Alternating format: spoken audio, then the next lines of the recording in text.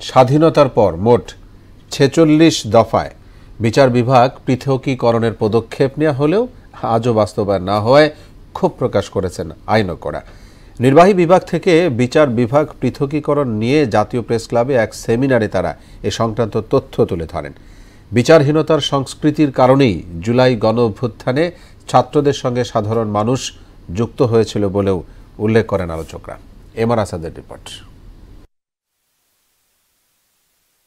বিচার বিভাগের স্বাধীনতা বিষয়ে রাজনৈতিক দলগুলো উচ্চকিত থাকলেও নির্বাহী বিভাগের হস্তক্ষেপ থেকে মুক্ত হয়নি। এ নিয়ে জাতীয় প্রেস ক্লাবে সেমিনারের আয়োজন করে একটি মানবাধিকার সংগঠন, যেখানে বিচার বিভাগের নানা সমস্যা ও সম্ভাবনা তুলে ধরেন আইনজ্ঞরা। But the respect of the people for the judiciary has been on the wane, has been on the decline. ন্যায় বিচার নিশ্চিতে বিচার বিভাগের ব্যর্থতা জুলাই গণঅভ্যুত্থানে সাধারণ মানুষকে যুক্ত করেছে বলে উল্লেখ করেন গণমাধ্যম সংস্কার কমিশনের সদস্য জিমি আমির।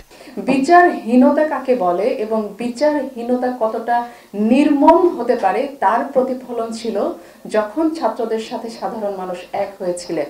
পরিস্থিতিটা এখন অত্যন্ত গুরুত্ব সহকারে বিবেচনায় নেবেন এবং প্রত্যেকটি মানুষ যে সমস্ত ভোগান্তির মধ্যে আছে সে ভোগান্তিটা তারা নিজেরা উপলব্ধি করে প্রত্যেকটি ব্যবস্থা নেবেন।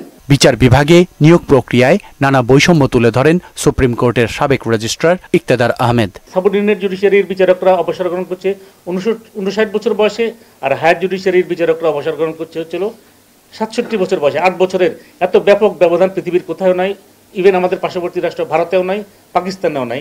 সংবিধানের 16টি সংশোধনীতে রাষ্ট্রের চেয়ে ব্যক্তিস্বার্থ হাসিলের চেষ্টা বেশি ছিল বলে জানান সাবেক বিচারক মাজদার হোসেন। মির্জা গোলাম হাফিজ 46টা সভা করেছিল দিদেন মিনিস্টার, বিচার বিভাগ কিভাবে পৃথক করা যায় পারেননি। আব্দুল মতিন খসরু সহ আওয়ামী লীগের ইউসুফ সাহেবেরা বিচার বিভাগ পৃথকী করার জন্য বিল এনেছিলেন, কিন্তু কোনোটাই আলোর মুখ দেখেনি। প্রধান বিচারপতি পূর্ণ নিয়ন্ত্রণ না পেলে বিচারিক ব্যবস্থার ইতিবাচক পরিবর্তন সম্ভব নয় বলে মত দেন তিনি।